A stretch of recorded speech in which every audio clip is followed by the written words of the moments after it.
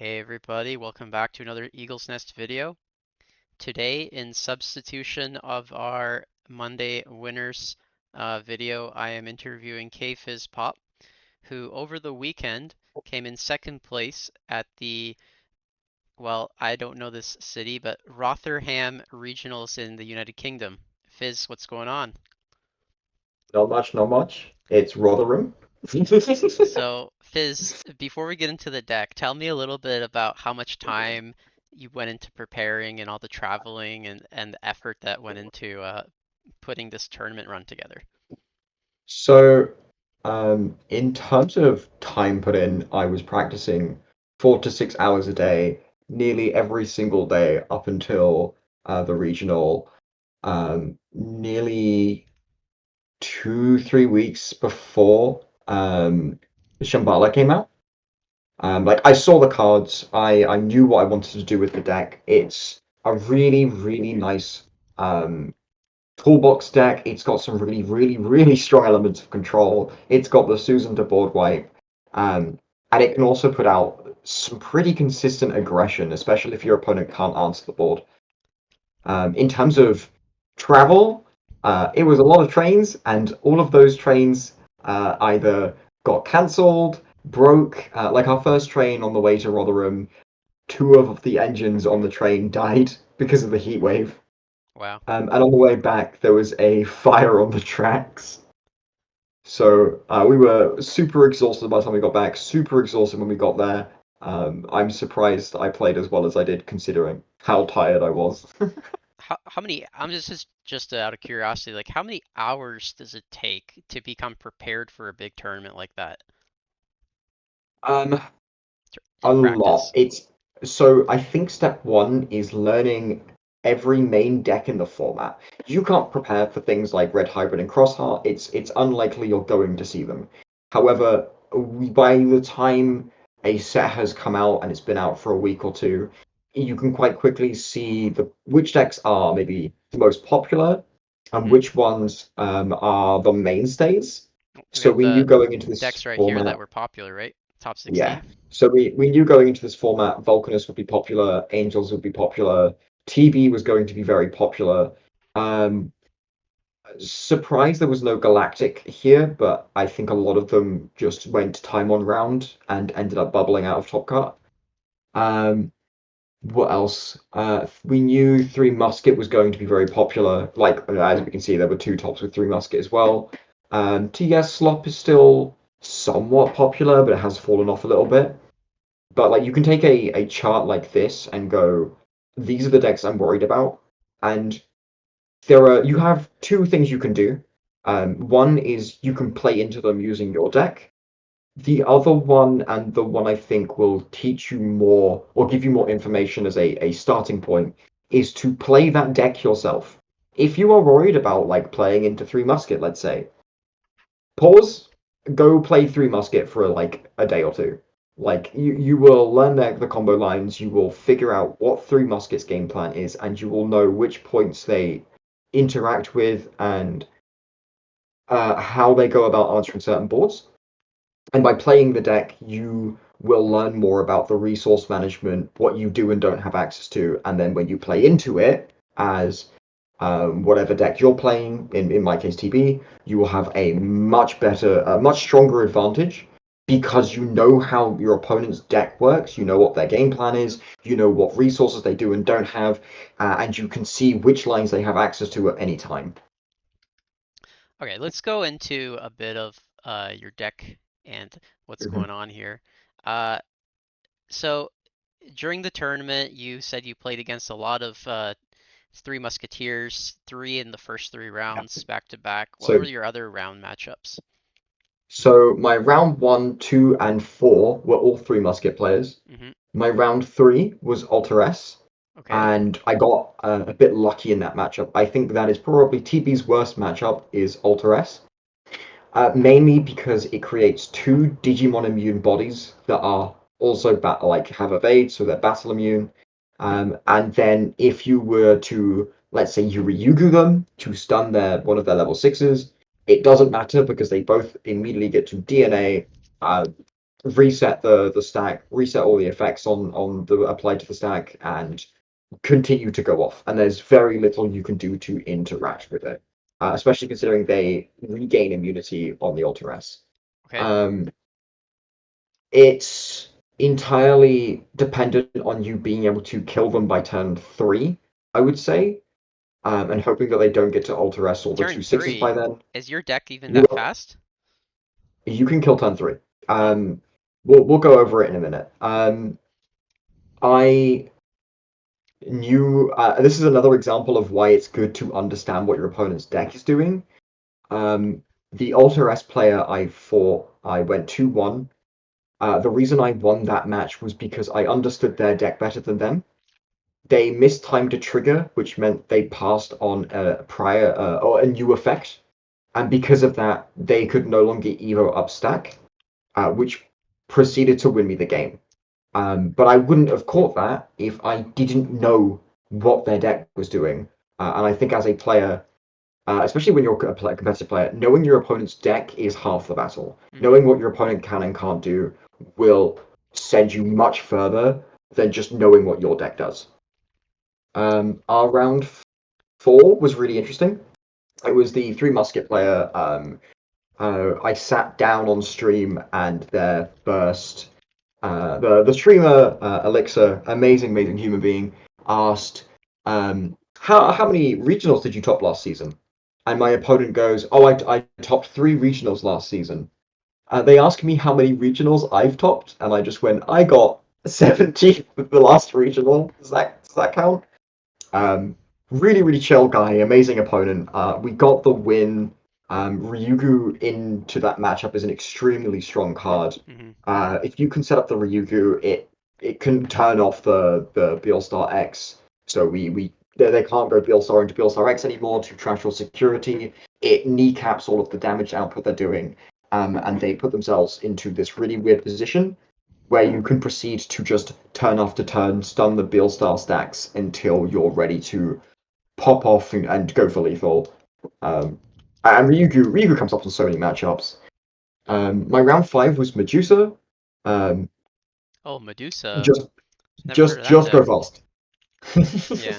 um, you can I know use the deck's Starako to biggest your weakness is advantage. you being faster than her. She doesn't like Yeah. playing against other fast decks. She also doesn't like Ryugu. So if you Ryugu stun the stack, during your opponent's turn, if they attempt to remove Ryugu, Mm-hmm. you can decode and evade, which plays out a body, which then will re-trigger the all turns. You activate it, and then stun the Medusa stack before they go into Starako, so they can't get the When Digivolving effects, and they can't suspend. So, like, the Medusa stack becomes useless until their turn, until your turn. And at that point, you could just restun it. The other thing is, if you have something I did in Top Cut, I had 2 arrivals on board, and my opponent had Starako. I had no Egged Trash for Susan, so no Execute, but I did have the 8 names.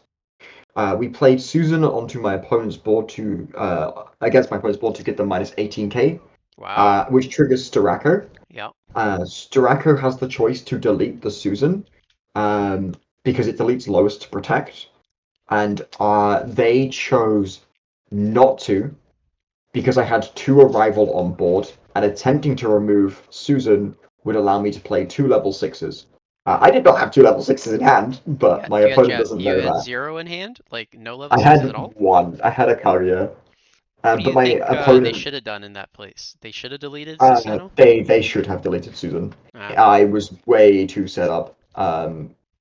Especially with my ability in the deck to delete my own Susan to play another Susan.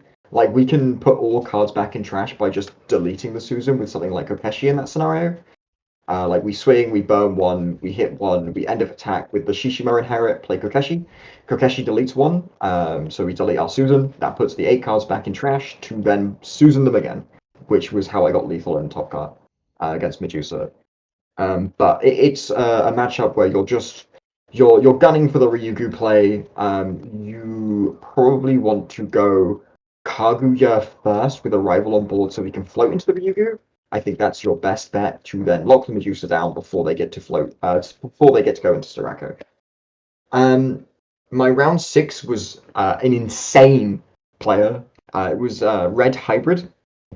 Incredible player. Genuinely, really chill guy. If we look at the Eggman results, we can check his name. So, Hmm. Here he is, third place. Toxin. there he is, Toxin. Fantastic player. Phenomenal. He played every counter to TB you can think of. We had the Naja, which gives immunity, forces me to block, and has piercing. And if you stack that with something like the Atomic Inferno, they generate large amounts of memory, and they get to unsuspend, and they do two checks. Um, and suddenly I'm in a very, very quickly losing position. It's very hard for TB to interact with Tamers. They also Wow. have the two copies of Crimson Blaze. I kind of forgot about Atomic Inferno. This card is still super good. It's just It's Hybrid is very, not very popping good. up that much. So the reason it's so good in this is because before we go into Naja, we Atomic Inferno. Hmm. We Evo into Naja, and Naja has Engage, which then swings at end of turn. It has Collision, so your opponent is forced to block. And Atomic Inferno says this Digimon gains when it's blocked, gain 3 memory. Yep. So we're forcing a block to generate 3 memory to then pierce for 2 checks, to unsuspend, to swing, force a block, generate 3 memory, which in a deck like Red Hybrid is phenomenal. They Right, also because have the Medusa. it's not once per turn. So if you get to unsuspend and Exactly. attack again, you're really Yeah. going to the bank and making big withdrawals. God forbid, in one game he got to play 2 Atomic Inferno before he went into Naja and proceeded to generate 12 memory.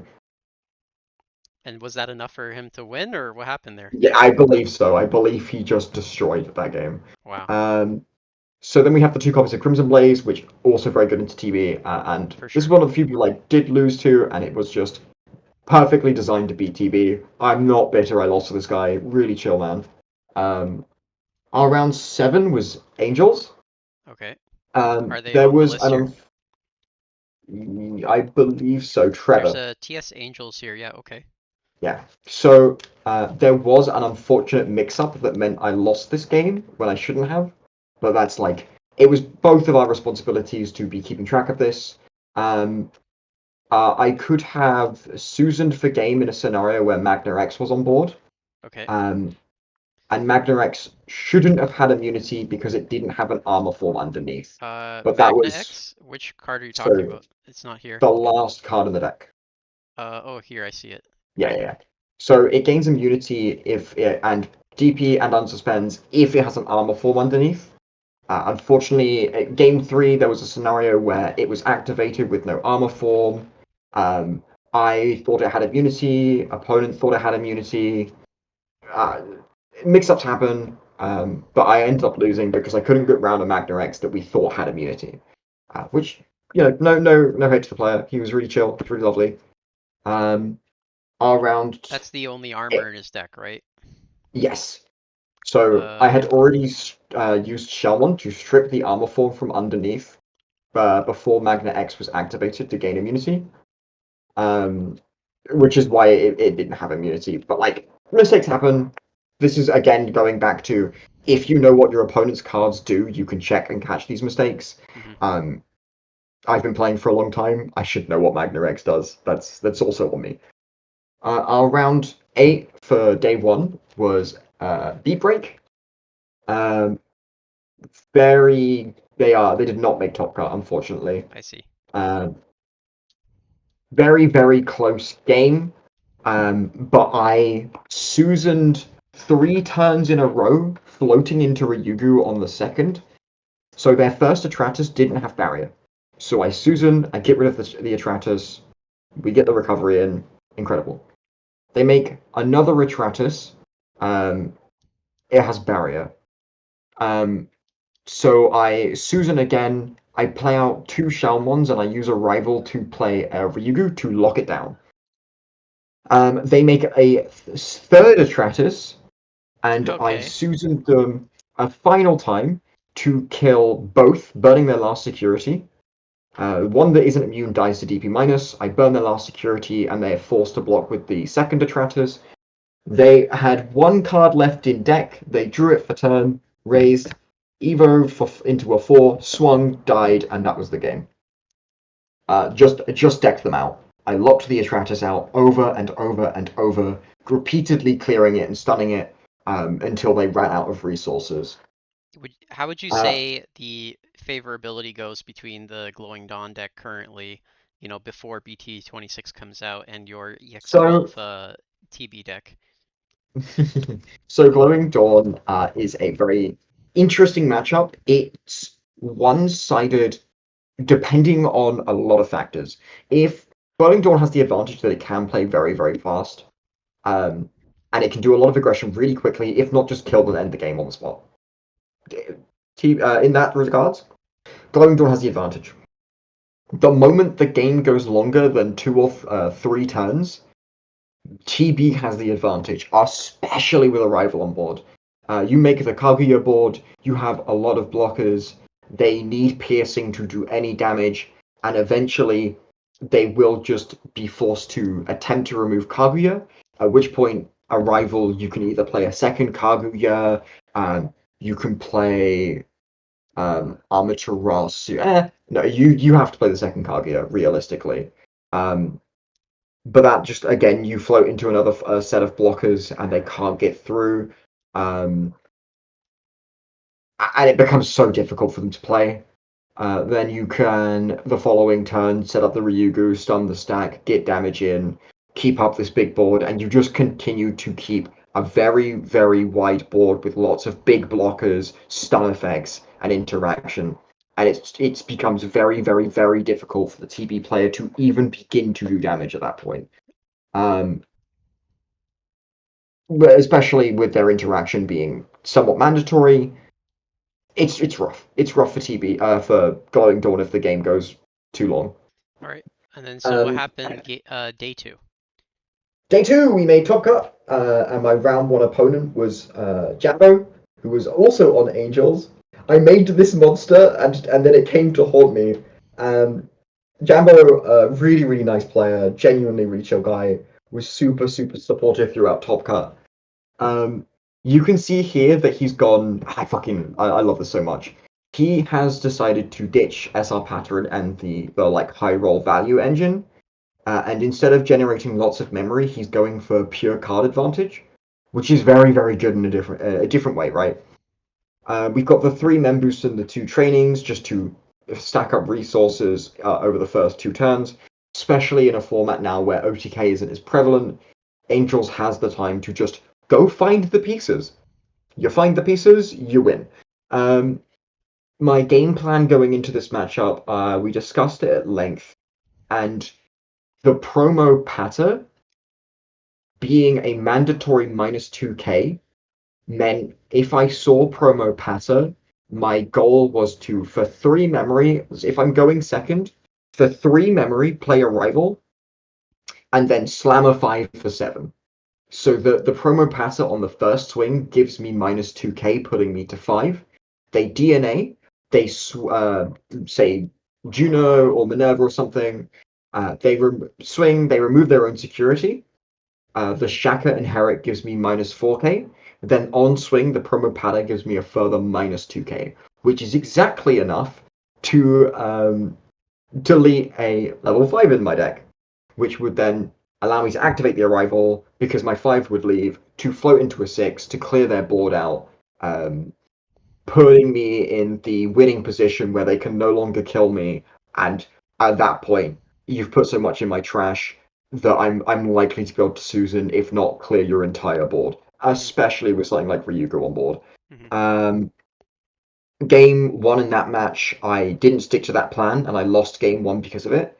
Game two, I locked in and did exactly the plan and won. Game three, my opponent didn't see a rookie, so I got to play a little greedier. I got to get the 5 in raising and a rival on board. Um, to then the following turn, I made a Ryugu board. I had the arrival, I had all the interaction set up, and my opponent just couldn't go off because they were too bricked up to do anything. But that was game one of Top Cup. Game Okay. two, sorry, round two of Top Cup was TB, and that was against Inigo from OmniX.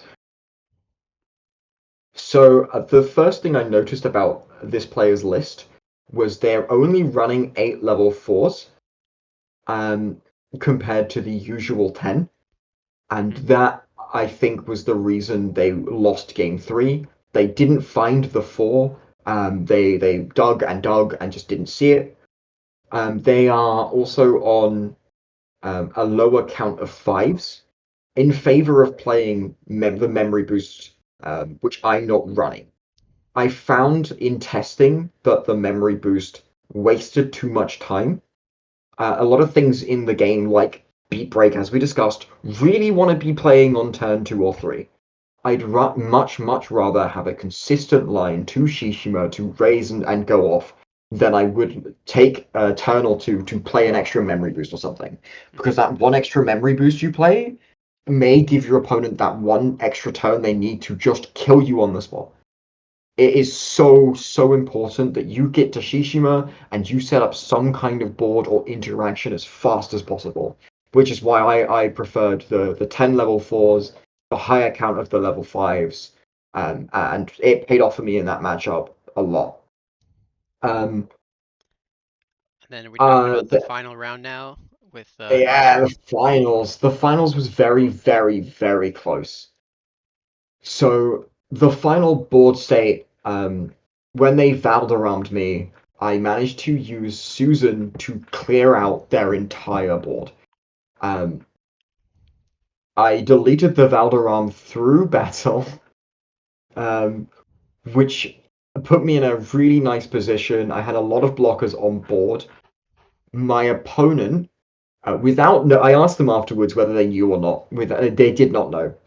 I had an Amaterasu on board and a Genshi in my security, as well as a Shalmon on board.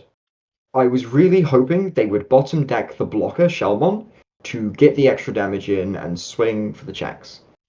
Had they instead decided to bottom deck Amaterasu, which was correct, the reason being, when they would have hit that last security and they hit the Genshi, I would have played Kokeshi.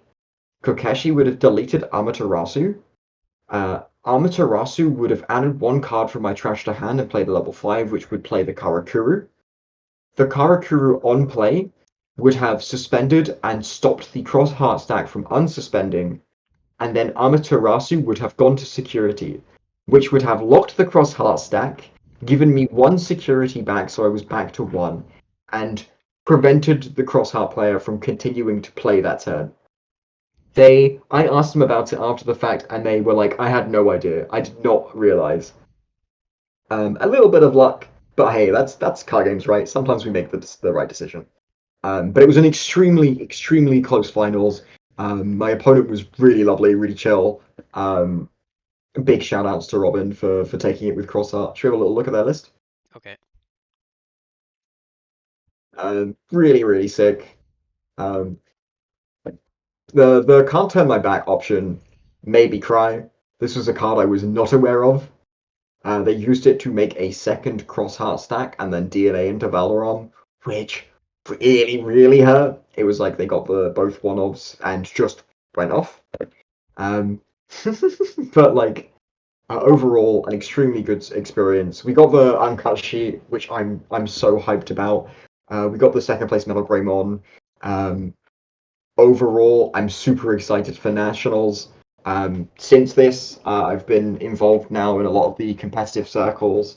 Um, I'm excited to see what happens in my competitive career for Digimon next. Oh, And and also, yep. before we round off, Chimeramon is based. Chimeramon is the best TP card. Chimeramon is a DNA that takes any two level fours, Evos for nothing. It places one level 5 or lower at the bottom of its sources, which lets you re-tuck the level 5 inherits to play out more bodies. It gives four things minus 1k for each of this card's colors, and it is white plus every color underneath it, so it's normally somewhere between 4 and 5 colors, so minus 5k to 4 bodies is pretty insane. Um, it then, if it has 4 or more colors, gains 4k DP, so it's swinging for 12. Um, there is a funny OTK you can do with the Chimera. It's just very rare. Um, but like there's so much extension to going. Here is another level 5. You can go, here's the extra check. You could go into Kaguya.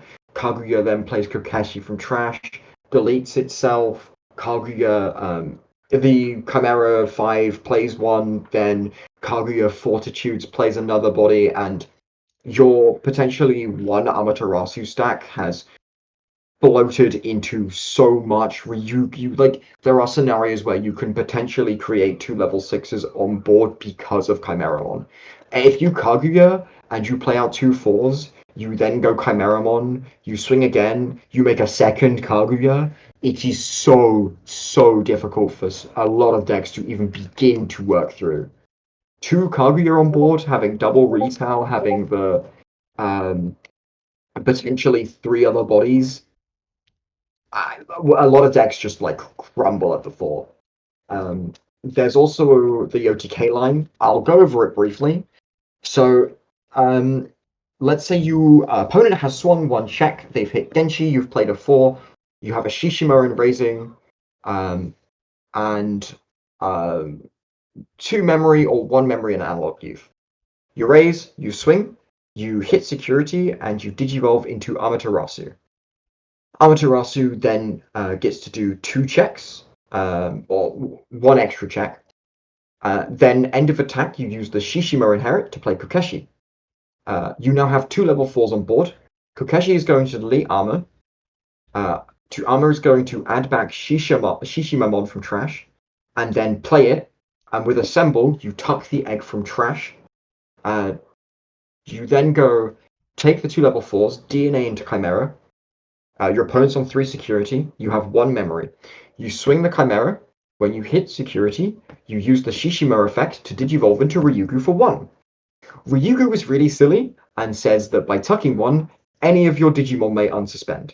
So you tuck 1 card, you unsuspend Chimeramon. Chimeramon swings again for another check. Your opponent now has 1 security, and you have 4 or more colors under your Ryugu stack. You digivolve the Ryugu into Susan, and Susan has Rush, so you get to execute at your opponent's security, burning their last card, hitting for game. And that is how TB can OTK with Chimera. It's extremely rare. It's very unlikely to happen.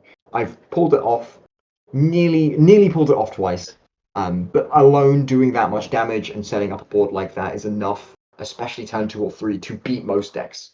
Um, that's kind of everything. I really love TB. I'm excited to see what we can do with the new support coming out. Okay. That's it. All right. All right, Fizz. That's a pretty close to half an hour here. Thanks for the walkthrough of your weekend. Congratulations on your second place at the regionals in Oh yeah. how do we say this city? Rotherham. Rotherham, like that? Rotherham. Rotherham. Uh, Mm. and we're very happy to have you play at Eagle's Nest very frequently, and proud of you for going there and showing that people that play at Eagles are cool around the world. Oh yeah.